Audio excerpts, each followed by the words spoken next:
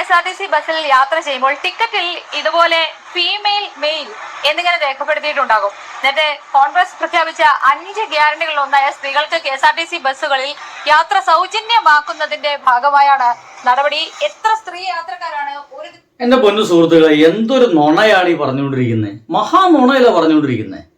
ഇവർ പ്രഖ്യാപിച്ചിട്ടേ ഉള്ളൂ. അങ്ങനത്തെ ഒരു മന്ത്രിസഭ വന്നിട്ടില്ല, ഒരു കോൺഗ്രസ് മന്ത്രിസഭ വന്നിട്ടില്ല. മുഖ്യമന്ത്രിയെ തീരുമാനിച്ചിട്ടില്ല. മുഖ്യമന്ത്രി തീരുമാനിച്ചു കഴിഞ്ഞ ശേഷം 10-21 മന്ത്രിമാരെ തീരുമാനിക്കുന്നുണ്ട്. ആ 10-21 മന്ത്രിമാരിൽ ഏകദേശം 9 പുറമേ നിന്നുള്ള ആൾക്കാരാണ്, കോൺഗ്രസിലെ ആൾക്കാരാവില്ല, പുറമേയുള്ള ഘടകകക്ഷികളുടെയാണ്. അതിലത്തെ ഒരു 5 തീർച്ചയായിട്ടും ലീഗിന് കൊടുക്കേണ്ടി വരും. ഏതൊക്കെ സ്ഥാനങ്ങൾ കൊടുക്കും, എന്തൊക്കെ കൊടുക്കണം, താക്കോൽ സ്ഥാനം ആരുടെ കയ്യിലാവണം എന്നതെല്ലാം ഇവിടുത്തെ ക്രിസ്ത്യൻ സഭകളും നായർ സഭകളും ഇവിടുത്തെ ജാതി മത മുസ്ലിം സഭകൾ എല്ലാവരും കൂടി തീരുമാനിക്കും. അല്ലാതെ കോൺഗ്രസിന് ഒറ്റയ്ക്കൊരു തീരുമാനം ഉണ്ടാവില്ല. ഇത് കോൺഗ്രസ് ആണ്, കമ്മ്യൂണിസ്റ്റ് ഗവൺമെന്റ് അല്ല. കമ്മ്യൂണിസ്റ്റ് ഗവൺമെന്റ് ആണെങ്കിൽ ഏതെങ്കിലും ജാതിക്കാരോ മതക്കാരോ അതെ ഞങ്ങൾക്കൊരു മന്ത്രിയെ വേണട്ടാ എന്ന് പറഞ്ഞു കഴിഞ്ഞാല് ചിലക്കാണ്ട് അവിടെ ഇരുന്നാൽ മതി എന്ന് പറയും. പക്ഷെ ഇവർക്ക് ആ നട്ടലൊന്നും ഉണ്ടാവില്ല. ഞാൻ പറയുന്നു എന്റെ പൊന്നു സുഹൃത്തുക്കളെ, അവർ അധികാരത്തിൽ വന്നിട്ടില്ല. പക്ഷേ വരുന്നതിന് മുമ്പ് തന്നെ നമ്മുടെ KSRTCയിൽ കൊടുക്കുന്ന ബില്ലില് എന്ന് വെച്ച് കഴിഞ്ഞാൽ നമ്മുടെ പൈസ കൊടുത്തു കഴിഞ്ഞാൽ നമുക്ക് ടിക്കറ്റ് കിട്ടില്ലേ, ആ ടിക്കറ്റില് ആണാണോ പെണ്ണാണോ ട്രാൻസ്ജെൻഡർ ആണോ എന്ന് രേഖപ്പെടുത്താനുള്ള ഒരു ഓപ്ഷൻ കൂടി വന്നിരിക്കുന്നു എന്നാണ് ഇപ്പോൾ മാധ്യമ പ്രവർത്തകർ പറയുന്നത്. സുഹൃത്തുക്കളെ, ഇത് ഗണേഷ് കുമാർ കൊടുക്കുന്ന ഒരു പണിയാണ്, 8ന്റെ പണിയാണ്. കോൺഗ്രസ്സുകാര് അധികാരത്തിലെത്തും മുമ്പ് തന്നെ നിങ്ങൾ അനുഭവിക്കാൻ പോകുന്ന ഒരു വലിയ സാമ്പത്തിക ബാധ്യത KSRTCയുടെ ഭാഗമായിട്ട് എന്താണ്, എത്രയാണ് എന്ന് ഗണേഷ് കുമാർ മുൻകൂട്ടി അവരൊന്ന് അറിയിക്കുകയാണ്, അവരെ ഭയപ്പെടുത്തുകയാണ്. കാണണം, യാത്ര ചെയ്യുന്നത് എന്ന് അറിയുന്നതിന് വേണ്ടി, ആ കണക്കെടുപ്പിന് വേണ്ടിയാണ് ഇത്തരത്തിൽ ടിക്കറ്റുകളിൽ ഫീമെയിൽ മെയിൽ എന്ന് ജെൻഡർ രേഖപ്പെടുത്തിക്കൊണ്ട് പോകുന്നത്. തീർച്ചയായിട്ടും കണക്കെടുപ്പിന് വേണ്ടി തന്നെയാണ്. എത്ര ആണുങ്ങൾ കയറുന്നുണ്ട്, എത്ര പെണ്ണുങ്ങൾ കയറുന്നുണ്ട്, എത്ര ട്രാൻസ്ജെൻഡേഴ്സ് കയറുന്നുണ്ട് എന്ന് കൃത്യമായിട്ടും അറിയാനുള്ള ഒരു കണക്കെടുപ്പാണ്. ഇതിന്റെ ഭാഗമായിട്ട് KSRTCയിൽ എത്ര ആണുങ്ങൾ കയറുന്നുണ്ട് എന്ന് പറയുന്ന ഒരു കണക്ക് ഗവൺമെന്റിന് കിട്ടും. ഇതിന്റെ ഭാഗമായിട്ട് KSRTCയിൽ എത്ര സ്ത്രീകൾ കയറുന്നുണ്ട് എന്ന് പറയുന്ന ഒരു കണക്ക് KSRTC കിട്ടും. അങ്ങനെ ഒരു ദിവസം അല്ലെങ്കിൽ ഒരു മാസം മിനിമം KSRTCയിൽ ഇത്ര സ്ത്രീകൾ യാത്ര ചെയ്യുന്നുണ്ട് എന്ന് പറയുന്ന ഒരു ഏകദേശ അല്ലെങ്കിൽ ഒരു പരിപൂർണ കണക്ക് കിട്ടും. ആ കണക്ക് കിട്ടിക്കഴിഞ്ഞാൽ ഗവൺമെന്റ് അത് സബ്മിറ്റ് ചെയ്യാൻ സാധിക്കും. എന്റെ ഗവൺമെന്റ് ഇത്ര ലക്ഷം സ്ത്രീകൾ ഒരു മാസം KSRTCയിൽ കേരളം മുഴുവൻ യാത്ര ചെയ്യുന്നുണ്ട് എന്ന കണക്ക് അങ്ങോട്ട് കൊടുക്കും. ആ കണക്കങ്ങ് കൊടുത്തു കഴിഞ്ഞാൽ ഗവൺമെന്റിന് മനസ്സിലാകും എത്ര പണം മറക്കേണ്ടി വരും, എത്ര സബ്സിഡി ആയിട്ട് കൊടുക്കേണ്ടി വരും. ഇത് ഇവിടെ വെച്ച് നിൽക്കാൻ പോകുന്നില്ല കേട്ടോ സുഹൃത്തുക്കളെ. ഇങ്ങനെ KSRTCയിൽ മാത്രം ഇങ്ങനെ സ്ത്രീകൾ കയറി യാത്ര ചെയ്യാൻ തുടങ്ങിക്കഴിഞ്ഞാൽ സ്വാഭാവികമായിട്ടും പ്രൈവറ്റ് ബസ്സുകാരെ പണിമുട്ടും. അങ്ങനെ പ്രൈവറ്റ് ബസ്സുകാരെ പണിമുട്ടുന്ന രീതിയിൽ ഒരു നടപടിയും കോൺഗ്രസ് ഗവൺമെന്റ് എടുക്കില്ല എന്നുള്ള കാര്യത്തിൽ ഒരു സംശയമില്ല. കാരണം അവരൊക്കെ ഭയങ്കര ആഹ്ലാദത്തിലാണ്.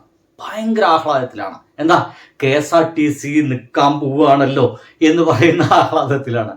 അപ്പോ നിങ്ങൾ വിചാരിക്കുന്ന പോലെ ഒന്നല്ല. ഇനി എങ്ങാനും ഇത് പ്രഖ്യാപിച്ചു കഴിഞ്ഞാൽ നമ്മുടെ സ്ത്രീകളെല്ലാം വെറുതെ കുടുംബത്ത് കുത്തിരിക്കുമെന്ന് നിങ്ങൾ വിചാരിക്കുന്നുണ്ടോ? വേണ്ട. ആ ഒരു വിചാരം അങ്ങോട്ട് 4 മടക്കി പോക്കറ്റിലിട്ട് നടന്നോളൂ എൻ്റെ പ്രിയ സുഹൃത്തുക്കളെ. നമ്മുടെ നാട്ടിലത്തെ സ്ത്രീകൾ മുഴുവൻ, ഞാൻ ഇപ്പോഴേ പറയുന്ന ഐഡിയ പറഞ്ഞു, നമ്മുടെ നാട്ടിൽ സ്ത്രീകൾ മുഴുവൻ ഗ്രൂപ്പുകൾ ഉണ്ടാക്കും, വാട്സപ്പ് ഗ്രൂപ്പുകൾ ഉണ്ടാക്കും, യാത്രാ ഗ്രൂപ്പുകൾ ഉണ്ടാക്കും. നമുക്ക് ഇന്ന ദിവസം KSRTC മൂന്നാറിലേക്ക് പോകുന്നുണ്ട്, വിട്ടാലോ? എന്നടേ ചെലവ്, ചെലവ് KSRTCക്ക് പൈസ കൊടുക്കണോ? ടൂറിന് 1000, 600, 700, 800 എങ്ങാണ്ടൊക്കെയുണ്ട് മൂന്നാറിലേക്ക് എൻ്റെ നാട്ടിൽ നിന്ന്. ഇത് കൊടുക്കണ്ട, അത് ചെലവാകുന്നില്ല. ആകെ ചെലവെന്നെന്താ? അവിടെ പോയി കഴിഞ്ഞുള്ള ഭക്ഷണത്തിന്, അവിടെ പോയി കഴിഞ്ഞുള്ള ഷോപ്പിങ്ങിന് അതൊരു ചില്ലറ പൈസ മാത്രം എടുത്താൽ മതി കയ്യിൽ. അങ്ങനെ സ്ത്രീകളുടെ യാത്ര കൂടുകയല്ലാതെ ഒരു പോയിന്റ് പോലും കുറയില്ല. എന്തായാലും ഇവരെ വാർത്ത കേൾക്കാം. എങ്ങനെയാ ടിക്കറ്റ് എടുക്കുന്ന സംവിധാനമൊക്കെ എങ്ങനെ? ടിക്കറ്റ് എടുക്കുന്ന സമയത്ത് ഏത് വനിതാ യാത്രക്കാരാണോ അതോ പുരുഷ യാത്രക്കാരാണോ എന്ന് പ്രത്യേകം നോട്ട് ചെയ്ത് കൊടുക്കണമെന്നാണ് പറഞ്ഞേക്കുന്നത്.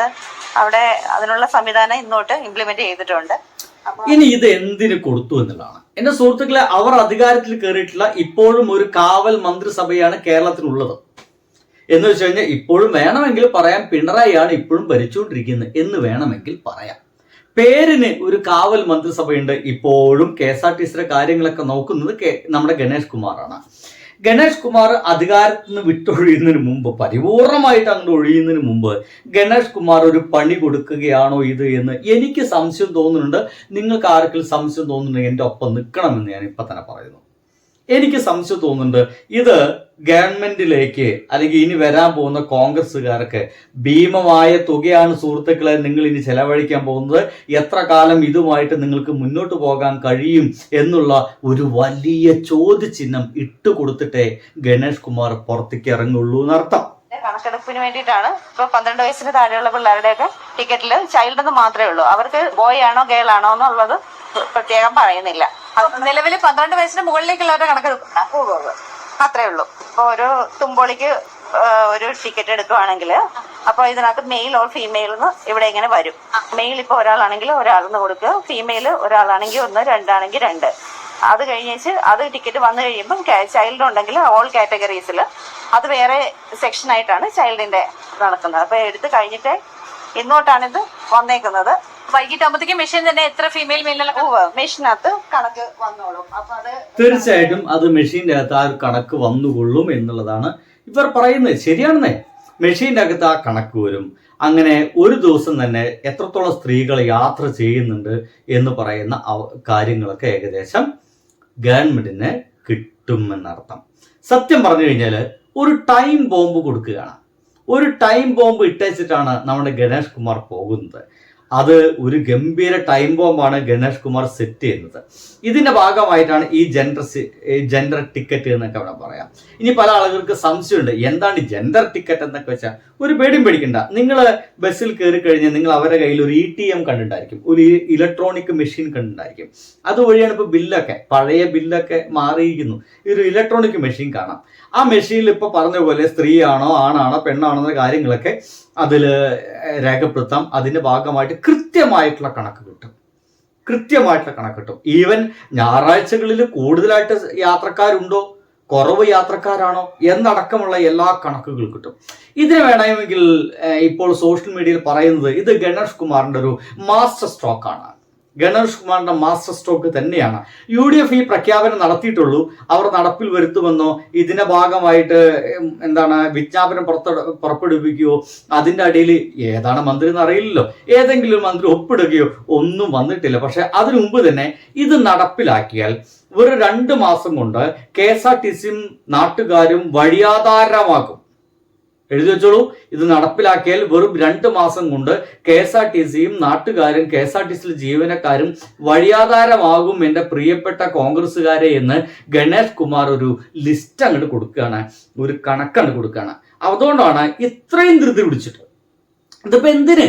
ഇത് വേണമെങ്കിൽ എൻ്റെ പൊന്നു സുഹൃത്തുക്കളെ, ഈ ഒരു കണക്കെടുപ്പ് വേണമെങ്കിൽ ഇവർ അധികാരത്തിൽ കയറി എന്നിട്ട് പറയാണ് ഞങ്ങൾ നാളെ മുതൽ ഇങ്ങനെ ആ ഒരു ഫ്രീ ആക്കാൻ വേണ്ടിയിട്ടുള്ള കണക്കെടുപ്പ് തുടങ്ങുന്നുണ്ട് കേട്ടോ, അതിന്റെ ഭാഗമായിട്ട് ജെൻഡർ ടിക്കറ്റ് എന്ന് പറഞ്ഞ പരിപാടി ഞങ്ങൾക്ക് തുടങ്ങുന്നുണ്ട് കേട്ടോ എന്നൊക്കെ പറഞ്ഞ് ആ ജെൻഡർ ടിക്കറ്റിങ് 1 മാസമെങ്കിലും അതിന്റെ ഫുള്ള് കണക്കെടുക്കാൻ എടുക്കുമെട്ടാ എന്ന് ഏതെങ്കിലും BDO KC RC ആരെങ്കിലും മുഖ്യമന്ത്രിമാർ അതൊക്കെ പ്രഖ്യാപിച്ച് അങ്ങനെ 1 മാസം നീണ്ടുപോയി.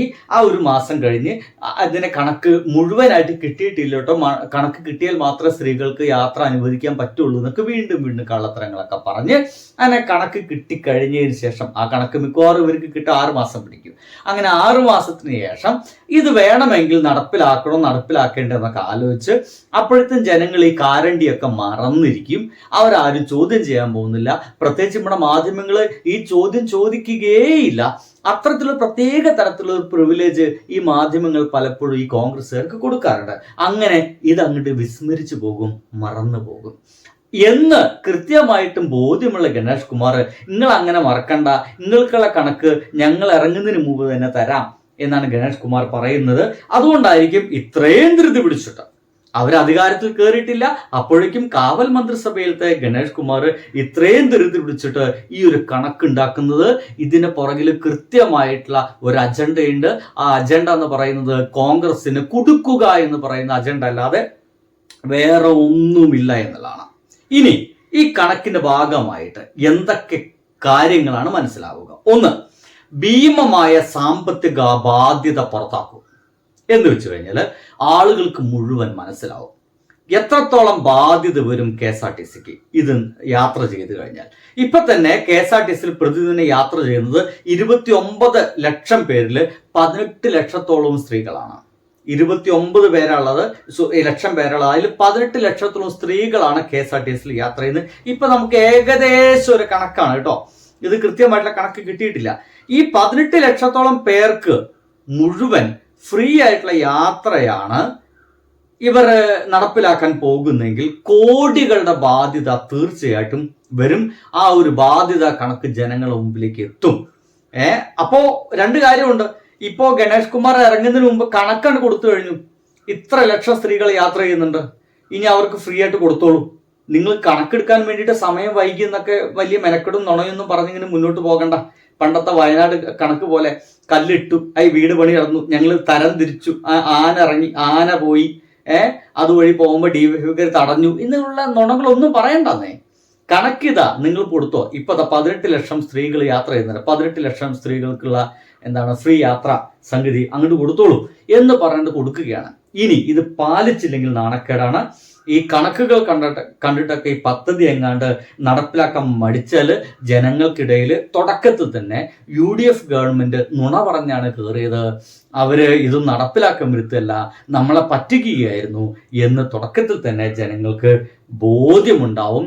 തുടക്കത്തിൽ തന്നെ ഒരു തരം ഒരു നെഗറ്റീവ് ഇമ്പാക്റ്റ് ഈ ഒരു ഗവൺമെന്റിനെ പറ്റി ഉണ്ടാക്കിയെടുക്കാൻ സാധിക്കും. ചുരുക്കത്തിൽ ഇവർ പറഞ്ഞ 5 ഗ്യാരണ്ടികൾ നമുക്ക് കാരണ്ടി എന്ന് വിളിക്കാം. വാഗ്ദാന പെരുമഴയായിട്ട് വരുന്ന ഈ ഒരു പുതിയ സർക്കാരിനും, ഇനിയിപ്പോൾ ഇതിന്റെ ഗതാഗത മന്ത്രി ആരാവോന്നറിയില്ല, അവർക്കൊക്കെ കയറുമ്പോൾ തന്നെ, ഈ ഒരു അധികാരത്തിൽ കയറുമ്പോൾ തന്നെ തല പുകഞ്ഞു പോകാൻ വേണ്ടിയിട്ടുള്ള ഒരു ടൈം ബോംബ് സെറ്റ് ചെയ്തിട്ടാണ് ഗണേഷ് കുമാർ പടിയിറങ്ങുന്നത് എന്നർത്ഥം. നിങ്ങൾക്കിപ്പോൾ ഞാൻ അത്യാവശ്യം വിശദീകരിച്ചു എന്നറിയാം, ചിലപ്പോൾ ബോറടിച്ചിട്ടുണ്ടായിരിക്കും, ക്ഷമിക്കുക. ഈ കാര്യം ഇങ്ങനെ വിശദീകരിച്ചാലേ ചില ആളുകൾക്കൊക്കെ മനസ്സിലാവുള്ളൂ. എന്നാലും മനസ്സിലാകാത്ത ആളുകളുണ്ട്. അങ്ങനെ ഒരുപാട് ലക്ഷം ആളുകളുണ്ട്. അങ്ങനെ ഒരുപാട് ലക്ഷം ആളുകളാണ് 100-ലധികം സീറ്റുകൾ കൊടുത്തിട്ടൊക്കെ ഇവർ അധികാരത്തിൽ കയറ്റിയത്. അവരൊക്കെ മനസ്സിലാക്കാൻ വേണ്ടിയിട്ട് ഇങ്ങനെ വിശദീകരിച്ച് പറഞ്ഞതുള്ളൂ. എന്തായാലും ഗണേഷ് കുമാർ ഏട്ടാ, നിങ്ങൾ പൊള്ളിയാണ്. ബൈ.